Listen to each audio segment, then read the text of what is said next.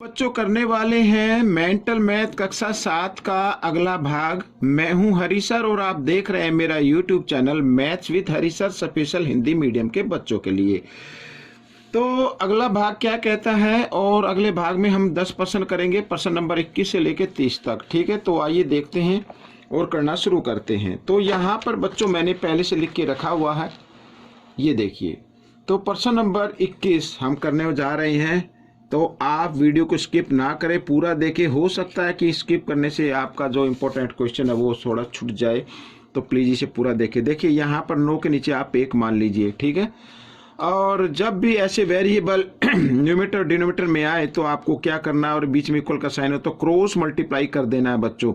तो 1 से 9p की गुणा करेंगे तो 9p ही रहने वाला है, और यहाँ पर बराबर 9 को अब इस इक्वेशन से यानी इस समीकरण से गुणा करना है। तो 9 को 2 से गुणा कर दीजिए, 9 दूनी 18, और 9 को 3 के साथ गुणा करते हैं, 9 3 27p। ठीक है, अब 9p, अब इस p वाले वेरिएबल को ले आओ इधर बाईं तरफ बच्चों, इधर घटाए, इधर आकर ये जमा का हो जाता है और बराबर 18। ठीक है, ये जमा का हो गया ये। अब 9p और 27p बच्चों होता है 36p बराबर 18, और इधर निकाल लेते हैं p का मान। p बराबर 18, 36 इधर गुणा में था, इधर आकर ये भाग में आ गया। 18 से भाग कर देते हैं, 18 कम 18, 18 दूनी 36, तो p बराबर आ गया बच्चों 1/2। ये इस प्रश्न का उत्तर निकल गया। ठीक है, बिल्कुल ध्यान से करना है, ज़्यादा जल्दबाजी नहीं करनी है, उसको समझना है और फिर पढ़ना है, फिर करना है। ठीक है ना। अब यहाँ पर देखो बच्चों 1.8 क्यू, ठीक है। अब इस क्यू को भी इधर ले आओ बाईं तरफ, तो यहाँ पर 1.8 क्यू और जमा इधर आकर ये घटा हो जाएगा, 1 क्यू है ये, और बराबर 24। ठीक है, इस तरीके से। तो 1.8 क्यू में से 1 क्यू घटा देंगे। अब इसके आगे आप 1 चाहे तो 1 लिख सकते हैं, तो 0.8 क्यू बच जाएगा बराबर 24। ठीक है, इस तरीके से। आइए क्यू की वैल्यू निकाल लेते हैं। तो 24 और 0.8 इधर गुणा में था, इधर आकर ये भाग में आ जाएगा 0.8 इस तरीके से। या फिर हम इसको लिख सकते हैं 24/8, और दशमलव के लिए ऊपर 1 लगा दे, और दशमलव के बाद 1 अंक है तो 1 0 लगा दे। ठीक है, ऊपर दशमलव होता है उसके लिए नीचे लगाते, नीचे के अगर डिनोमिनेटर में दशमलव होता है उसके लिए न्यूमरेटर पर करते हैं। तो 8 से 8 एकम 8, 8 तिया 24, 10 गुणा 3, 10 तिया 30। तो सॉरी यहाँ पर क्यू, तो क्यू बराबर आ गया बच्चों 30। तो ये आपका उत्तर निकल गया। ठीक है, अगला प्रश्न नंबर 23 कर लेते हैं। और प्रश्न नंबर 23 में भी बच्चों देखो, यहाँ पर ब्रैकेट को गुणा करना 0.1 से। अब 1 से गुणा करने पे तो वही संख्या आती है, ठीक है, यहाँ पर इस तरीके से आ गई। लेकिन क्योंकि इसमें 1 अंक के बाद दशमलव, तो आप 1 अंक के बाद दशमलव लगा दें यहाँ पर इस तरीके से, तो यहाँ भी इस तरीके से आ जाएगा ये। तो 2 को गुणा 1 से करेंगे, यानी 0.2 है, तो 1 से गुणा करने पर 2 एकम 2 ही रहेगा, लेकिन 1 अंक के बाद दशमलव आ जाएगा इस तरीके से। और 2 दूनी 4, यहाँ पर इसमें भी 1 अंक के बाद दशमलव आ जाएगा ऐसे, और ये मैंने लिख दिया। ठीक है, अब 0.3 क्यू और ये घटा का है, इस क्यू को ले आते हैं इधर बाईं तरफ, तो हो जाएगा जमा का, और 0.4 क्यू बराबर 0.2, और ये घटा का इधर आकर ये दाईं तरफ, तो हो जाता जमा का 0.1। ठीक है, इस तरीके से। अब 0.3 और 0.4 होता है 0.7 यहाँ पर क्यू इस तरीके से, और ये हो गया 0.3। ठीक है, ऐड करते हैं। तो अब हमें निकालनी है क्यू की वैल्यू, तो क्यू की वैल्यू इधर निकाल लेते हैं।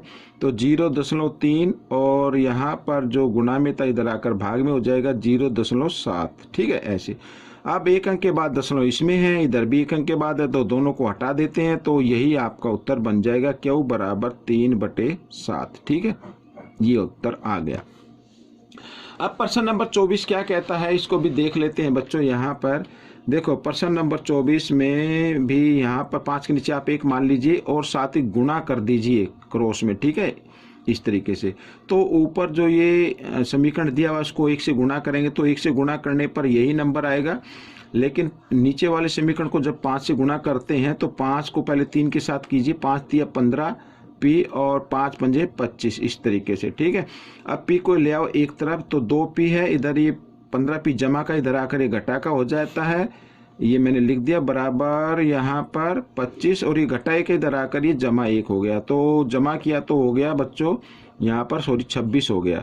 ठीक है, तो 15p ये घटा ये जमा घटा होते हैं, तो 15 में से 2 घटाएंगे 13 आ जाएगा और बड़े अंक के सामने घटा का निशान है इसलिए घटा का आ जाता है। ठीक है, ये देखो अब यहाँ पर बच्चों घटा p बराबर 26, यहाँ पर 13 गुणा में था, इधर आकर ये भाग में आ गया, 13 कम 13, 13 दूनी 26।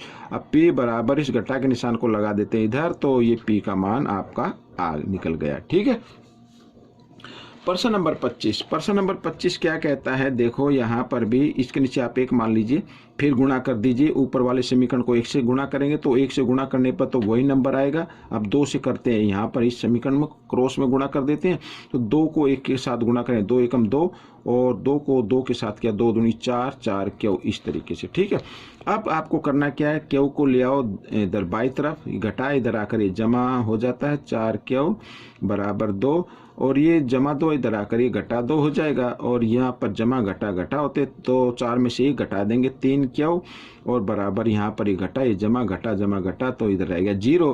तो बच्चों क्यू का मान आ जाएगा 0। और कैसे आएगा ये देखो, 0 3 इधर गुणा में तो इधर आकर भाग में, तो 0 को 3 से भाग करते हैं तो 0 आएगा, तो यानी क्यू बराबर 0। ये इस प्रश्न का उत्तर आ गया। ठीक है, अब हम करेंगे प्रश्न नंबर 26। यहाँ पर बच्चों मैंने पहले से लिख के रखे हुए हैं ताकि थोड़ा सा टाइम बच जाए।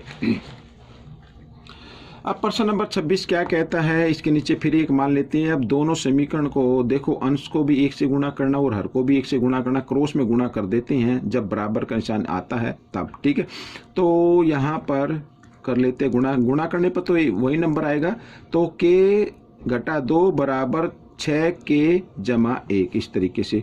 तो k ये जमा 6 है, इधर आकर घटा 6k बन गया बराबर 1 और घटा 2 इधर आकर जमा 2 हो गया। ठीक है, घटा जमा घटा यहाँ पर 5k बन जाएगा और इधर हो जाएगा 3। तो k का मान हमें निकालना है, तो k बराबर ये घटा का निशान को लगा देते हैं इधर, घटा 3/5। ठीक है, ये इस प्रश्न का उत्तर आ गया। अब हम करेंगे प्रश्न नंबर 27। प्रश्न नंबर 27 में भी आपको नीचे कर लेना 1 और कर देना क्रॉस में गुणा। ठीक है, तो 1 को 3k के साथ गुणा करते तो 3k ही रहेगा, और लेकिन यहाँ पर भी 1 से गुणा, लेकिन ये घटा है तो निशान बदल जाएगा, सिर्फ रहेगा वही, तो घटा 5k आ जाएगा और ये घटा है तो घटा जमा हो जाते हैं इस तरीके से। k को ले आओ एक तरफ, 3k और इधर घटा इधर आकर जमा 5k बराबर 5। ठीक है, 3k और 5k हो गया 8k बराबर 5 और k का मान निकाल लेते हैं, तो k बराबर 5/8। ये इस प्रश्न का उत्तर आ गया। देखो कितने आसानी से ये प्रश्न हल हो रहे हैं, और आप भी मेरे से ज़्यादा आसानी से जल्दी हल कर सकते हैं अगर आपकी ज़्यादा प्रैक्टिस हो जाए। ठीक है, तो यहाँ पर आइए करना शुरू करते हैं। तो 2t घटा 1 अब बराबर, यहाँ पर देखो ब्रैकेट और अंक के बीच में कोई निशान नहीं, तो गुणा कर लीजिए पहले 1/3 को 5 के साथ, तो 5 को गुणा करते हैं 1 के, तो 5 एकम 5, 3 नीचे यूं का यूं घटा 1 दूनी 2t और नीचे ये 3 यूं का यूं। ठीक है, अब आपको क्या करना है, t को ले आओ बाईं तरफ, इधर घटा इधर आकर ये जमा का हो जाता है।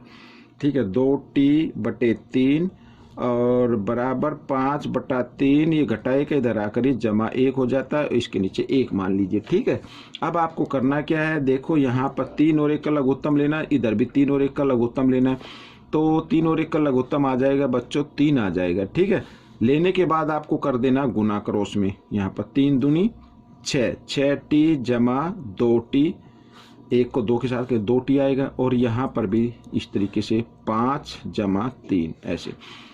अब दोनों के हर बराबर हैं। ठीक है, तो इनको आप हटा सकते हैं, 6t और 2t होता है 8t बराबर 8 आ गया, 5 और 3 8 होता है, तो t का मान आ जाएगा बच्चों 8/8, 8 से 8 कट गया, 1 आ गया, तो यहाँ पर बच्चों आ गया t बराबर 1। तो बच्चों ये आपका उत्तर बन गया। ठीक है, तो ये बच्चों यहाँ तक ही मैं इसको करा रहा हूँ, थोड़ा सा और आगे कराता हूँ क्योंकि लाइट का थोड़ा इश्यू हो गया है, तो आई थिंक आपको थोड़ा दिखाई दे रहा होगा, तो मैं इसको इधर कराने की कोशिश करता हूँ।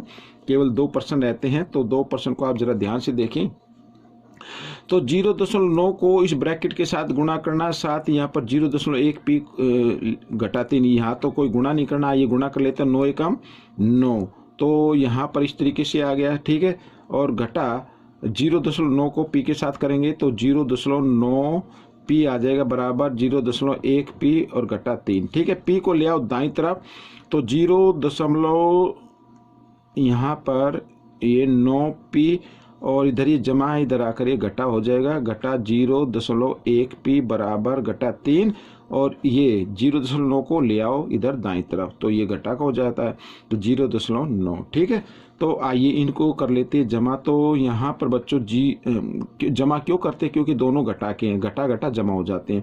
तो 0.9 में 0.1 जमा कर दे तो 1 पी आएगा और -1 पी हम इस तरीके से लिख सकते हैं बराबर। यहाँ पर बच्चों आ जाता है, दोनों को जमा करते हैं क्योंकि इसमें पॉइंट नहीं है, तो पॉइंट नहीं है तो इसको हम जमा कर सकते हैं -3.9 इस तरीके से जमा आएगा। आप एक तरफ करके देख सकते हैं। तो यहाँ पर बच्चों माइनस से माइनस का साइन कट गया तो पी की वैल्यू आ गई बच्चों 3.9, ये आपका उत्तर निकल गया, ठीक है। आइए अगला प्रश्न भी कर लेते हैं। देखो तो यहाँ पर बच्चों 0.3x और ये यहाँ पर 0.28x है, इधर ले आते हैं, घटा का हो जाता है ये 0.28x। इससे आगे 0 लगाओ या मत लगाओ उससे कोई फर्क नहीं पड़ता है बच्चों, बराबर 1.16 और ये जमा है, इधर आकर ये घटा हो जाएगा, ठीक है। तो 0.4 इस तरीके से। अब यहाँ पर बच्चों करना क्या है, देखो अब ये जमा है, ये घटा है तो 3 में से 0.3 में से घटा देंगे तो कितना आ जाता है बच्चों, मैं इधर घटा के दिखाता हूँ। देखो 0.3 में से घटाना आपको 2.8, ठीक है। इसके ऊपर एक 0 लगा सकते हैं तो 10 में से 8 गए 2, यहाँ पे रह गया 0.0, ठीक। तो 0.02x बराबर, यहाँ पर भी आप देख लेते हैं।